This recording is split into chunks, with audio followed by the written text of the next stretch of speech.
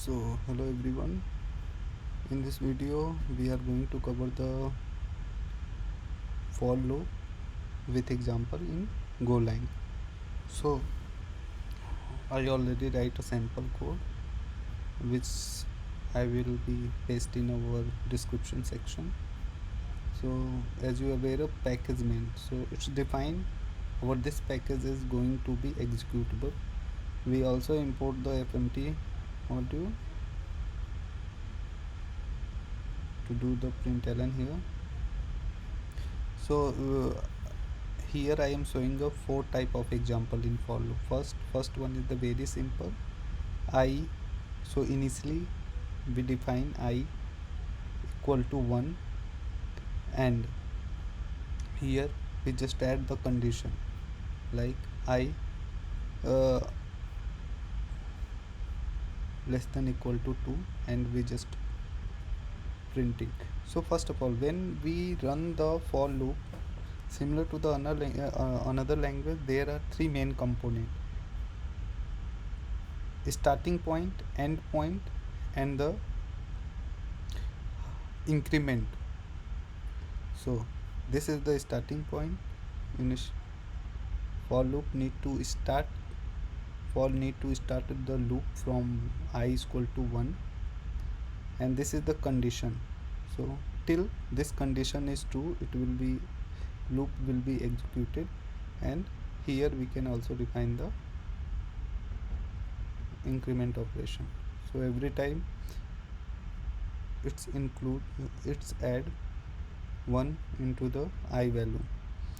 So the output will be, let me make it some more clear.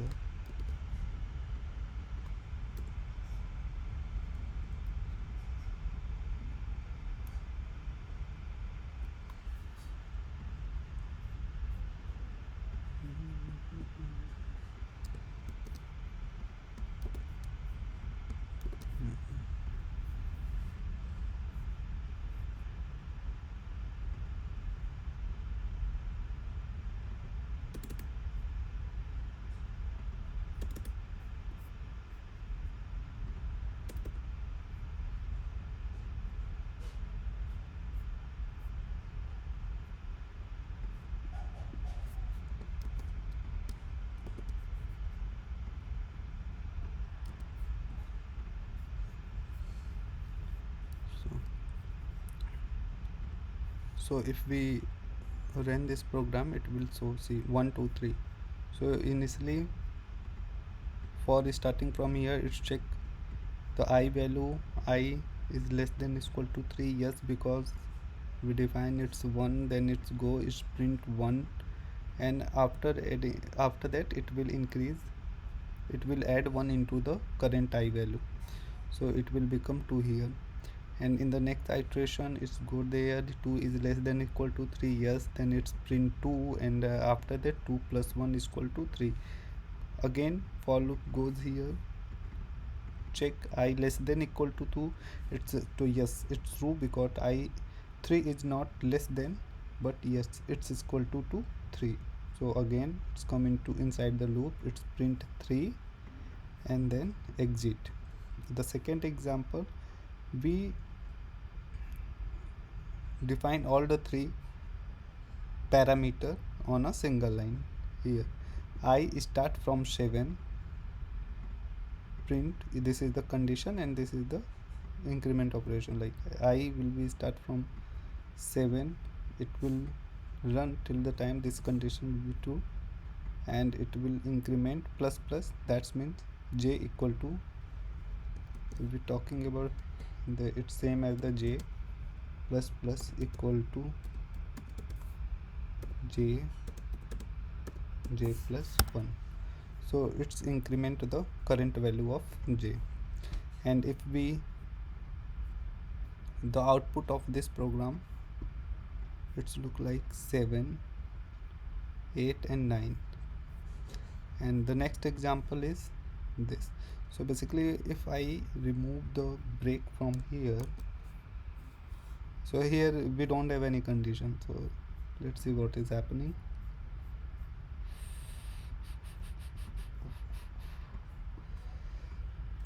slice.